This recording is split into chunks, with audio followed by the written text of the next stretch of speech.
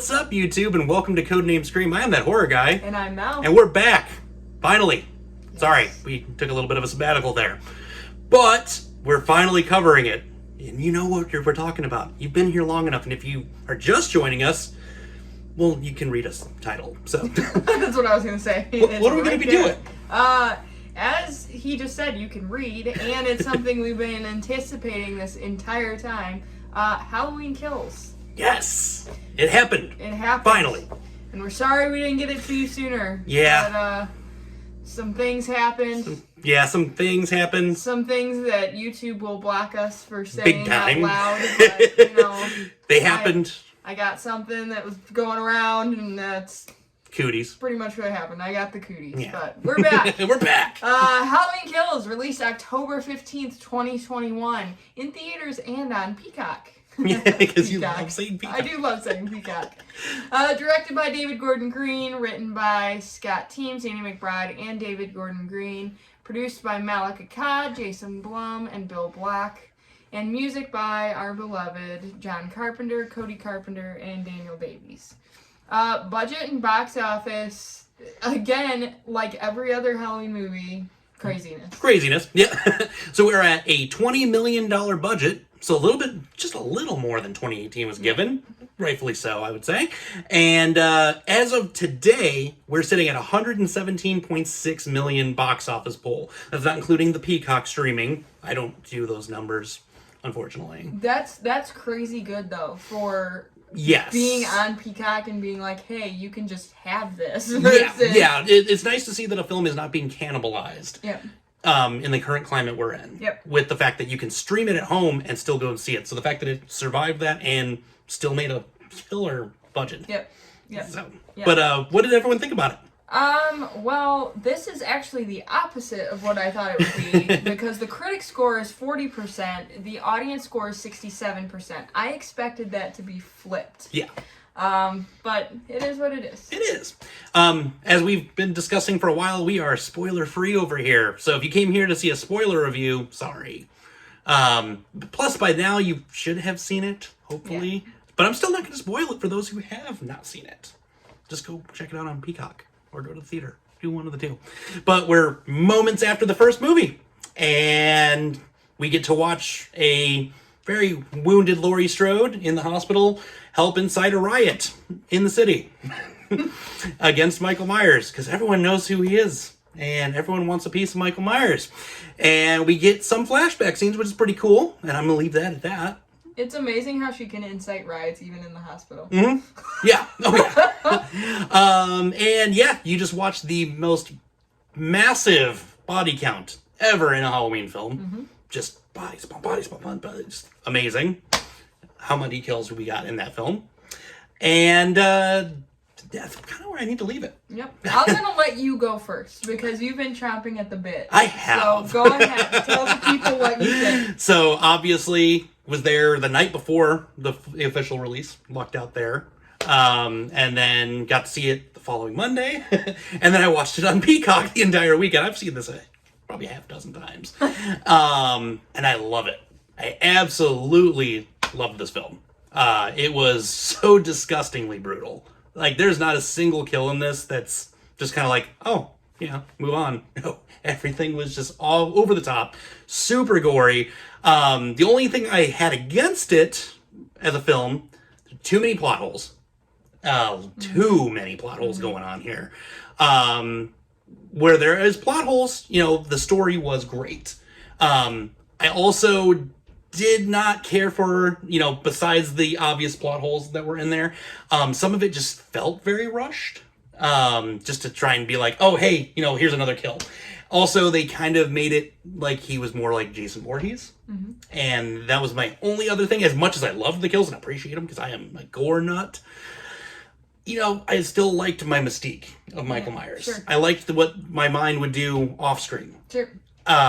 So there were a couple gripes. Music was incredible. You can't go wrong with John Carpenter and his son. Like, they just masterminds and just made it even more scary. And where we're left off, I'm questioning, partially because there's some loopholes that are in that plot, and partially because where do you go from here? Like, Yeah. we're kind of just left with this giant open end. And I have interpretations as to what I think the film is. We will discuss those off camera here. Because, spoiler free. But yeah, it was everything I wanted it to be and then some, with the exception of a few things. But as much as I've been excited to talk about it with you guys, I've been real excited to hear your input. So, remember Paranormal Activity Ghost Dimension? Oh my. How we almost wanted to kill each other because no. I loved it and you hated it? Is this... We have a vice versa situation. Oh no! Because this was a steaming pile of garbage. Oh. This is like one of the worst movies I've seen all year. Oh, With wow. the exception of another one, another new one we'll talk about. Yeah, there's another one in that the one pipeline. was worse, but not by much. Why? Why? I was bored. I was Really? so bored. The only thing that held my attention was like the flashback sequences at the beginning, but that's where the plot holes lie a lot. Oh yeah. So that was a major issue for me, the plot holes, and like the timelines just didn't make sense, and it's supposed to be, what's happening in the first movie, and it's not. It just frustration. It did seem like it was a complete removal of 2018. This isn't really a spoiler because there's been so much on the internet about it, but I did like that a Dr. Loomis appears in this. That was incredible. That was awesome, and if you haven't seen it, watch the behind the scenes of how they made Loomis in this movie, and we love Donald Pleasance. If you've seen this channel and our Halloween run-throughs, you know that he is our beloved Donald Pleasance, and so that's very sticky territory that they were walking in there. Oh, they took some liberties there. He is so loved, Donald Pleasance, and that could have been borderline disrespectful.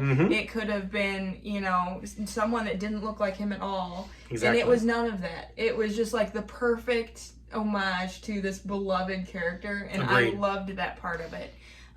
The kills, I think, because there were so many of it, that's why I was bored. It was like, okay, we get it. You kill. Get on with it. I fell asleep multiple times during this. Could be because it was midnight and you were Didn't sick. even care. No, it wasn't. It's because it was trash.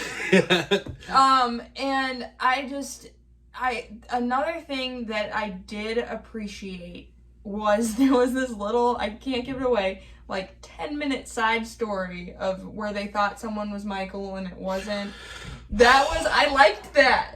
I liked it, but way to make it was so depressing. It was very depressing, so sad. but it was the most interesting part of the whole movie. I would disagree big time with that. It was a filler. It was a filler for Halloween 2018 to Halloween Ends. They had to have something to connect the two. That's what this was. I'm still excited, equally excited for Halloween Ends. It didn't take my excitement away. That's good. Because I feel like they're hyping Halloween Ends more than they are Halloween Kills, and Halloween Ends hasn't even been made yet. Right. You We're know starting what I to mean? shoot that in January. Yeah, so I feel like they're already saying, they're saying it without saying it. They're saying Halloween Ends is going to be the movie. And Halloween Kills is just, it's filler.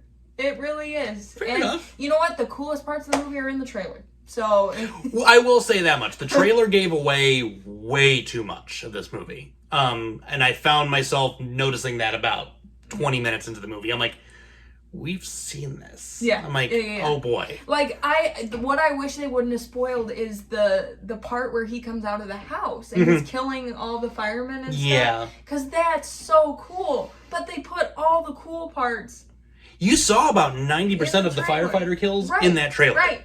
In the coolest one where he's you're in the view of the firefighter and he's like, that was so cool. Oh yeah. And I like the saw where, it would have been awesome, but it just, no. Once again, Mel and I think we can shoot a better trailer. Yeah, we So, give us the money. Give us the money. We'll give you the trailer we thought you should have gotten. It's just like budgets with films, Give us the budget, we would have given you a better film. Exactly. Except Paranormal Activity was made for $5. Yeah. So we can't.